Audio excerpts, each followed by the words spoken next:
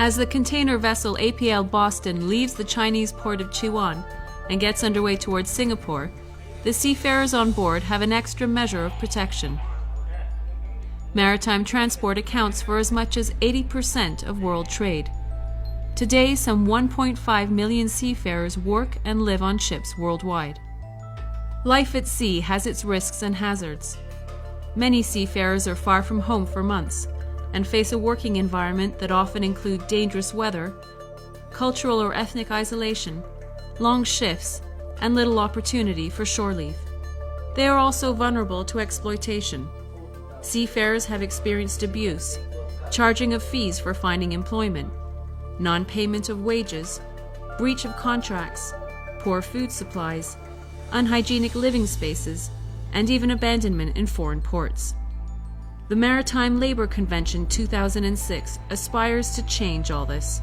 The MLC 2006 sets out rules and standards for the working and living conditions of seafarers worldwide, while at the same time ensuring a fair business environment for ship owners.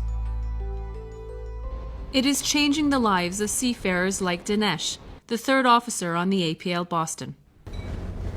At sea, I normally wake up at around 7 o'clock and then I go get ready and go for my breakfast. And after breakfast, 8 o'clock my daily work starts. 8 o'clock will be my navigation watch from 8 to 12. After 12, I break out for my lunch. Then again 1 o'clock, I go for my daily maintenance work. Under the terms of the MLC 2006, standards for Dinesh's wages, annual paid leave, repatriation, medical care, and social security benefits are spelled out in his contract, known as the Seafarers Employment Agreement, or SEA. Ship owners are also required to ensure decent working and living conditions on board, in accordance with the detailed standards of the Convention.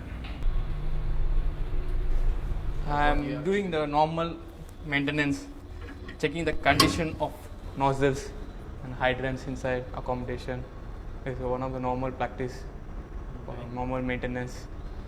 Easy to close back, easy to switch over to nozzle, jet mode and spray mode. Nowadays we got EPUB, ships going here and there, you can get the help from the other ship, you can communicate, we got portable VHF, SAT, all GMD equipment we have, so you can easily, once we have in distress, definitely the distress signal within 15 minutes it can be reached shore. Anand is fourth engineer. His job involves working with the engine and handling chemicals, oil, and fuel bunkering. Everything is done according to procedure. Check the oil level, clean the filters so that the pressure again is good and ensures the normal running. And on purifiers, there's routine maintenance, like set hours that you have to do it, open up and clean, and that is fixed. The MLC 2006 also seeks to ensure that all possible measures are in place to guarantee accident prevention and the safety protection of the crew. Every month, we have to conduct the departmental safety meeting with all the officers and crew. During this department safety meeting, what I really want to deliver is the behavior, the base safety they should have. So we try to deliver the message to them we want to achieve. We discuss with the crew and the junior officer about any injury, incidents they reported to the company that we share among us. Then we try to prevent not to happen on board our ship. The MLC 2006 sets very specific standards about the maximum hours of work and the minimum hours of rest that may be applied on board. Work schedules must be posted, and seafarers must be given copies of daily records of hours worked. That's important to Hoven, one of the ship's cooks. Now we have go through the training, so before you go sailing, the shipwright must go training, and then you have a quality, and then also the rest hour. So the important is the rest hour also. quality of living conditions and recreation during the off hours is also emphasized under the MLC 2006. So I'll make sure that they have a proper recreation on board the ship, like what we're having here on board. We have a full gym equipment on board the ship, pool tables.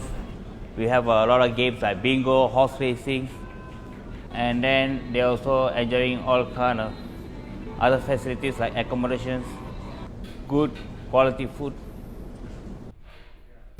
Now MLC enforce so people will get more safer working environment and more rest hour, so that when they are working they are fresh, so they are not fatigued, so that they can perform a much safer job. Besides ensuring modern standards for occupational safety and health, the MLC 2006 also guarantees an effective complaint handling procedure that is open to everyone on board. It's very transparent nowadays for seafarers. Now we have we call things like a complaint procedures. If any crew, they come and look for us things, they have their right to complain about anything on board the ship, including their living condition, food, water, wages, anything. They can go and see the head of department. Once they discuss with the head of department, then the head of department will bring the matter to me. Then I'll try to solve the matter on board the ship. If I'm unable to solve them, then I'll bring to my company.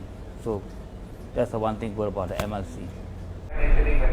Every commercial vessel of 500 gross tons or more on international voyages now carries a maritime labor certificate showing compliance with standards set out in the MLC 2006, and a declaration of maritime labor compliance prescribing concrete measures to implement those standards on a particular ship.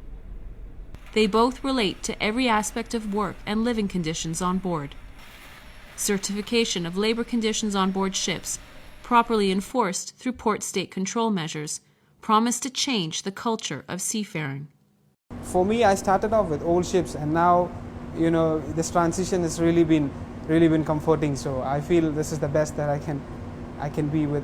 I feel the good spirit that comes between us, that is developed among the crew, really helps us in our work, and really I guess is a motivation to keep going on, because this, as at sea, we are all an isolated group, so we need to keep up our spirits. As a master, you should keep the ship safe and happy, so that all the crew will be happy working with you. With MSC, you can do things like you must make sure the people on board have adequate rest, comply with the rest hour period log, and not overwork. This may ensure that there's a safety of their life. MSC is a good thing which is happening to seafarers now. It's good because now with the MSC, I know all my crew members are medically fit, properly trained and certified.